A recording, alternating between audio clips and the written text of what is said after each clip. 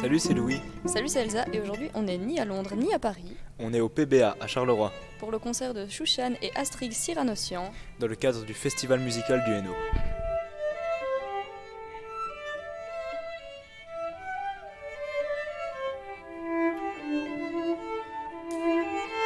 La première question, c'est depuis quand vous jouez ensemble?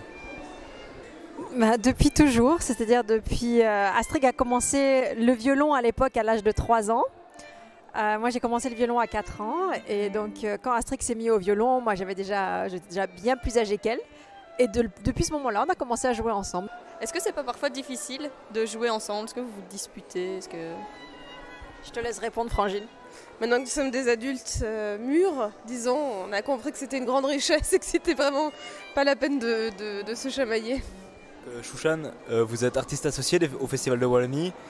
Qu'est-ce que cela représente pour vous et qu'est-ce que cela a impliqué? Alors, c'était vraiment un grand honneur. Je parle maintenant au passé parce qu'aujourd'hui, c'était malheureusement le dernier concert et je dois avouer que je suis vraiment triste parce que grâce au Festival de Wallonie, j'ai aussi découvert en fait la Wallonie. J'ai découvert des endroits que je ne connaissais pas du tout, Stavelot, Saint-Hubert, même Namur. J'avais jamais été à Namur avant. J'espère que j'aurai la chance de revenir jouer en Wallonie. C'est vrai que c'était vraiment une grande chance. Les 5 concerts que j'ai donnés, c'était à chaque fois un programme complètement différent. Et je suis très contente que le dernier de ces concerts était avec Astrid.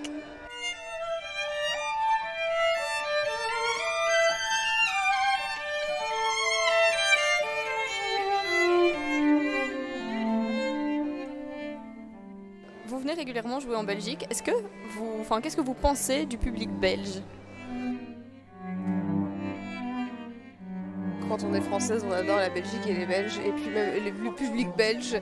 Et puis voilà, donc l'après-concert aussi en Belgique est très sympa. Ce qui est très important.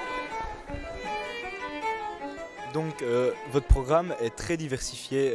Est-ce que vous pourriez nous expliquer comment vous l'avez créé et comment vous l'avez choisi?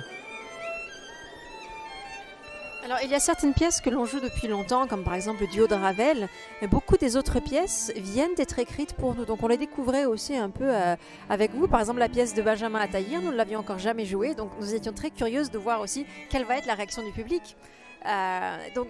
Donc voilà, c'était des œuvres aussi, les œuvres arméniennes qu'on a jouées, ça fait vraiment partie de nos racines, c'est-à-dire que depuis toujours on a grandi avec ces mélodies, on les joue énormément et tout, on a fait de l'improvisation aussi dessus aujourd'hui.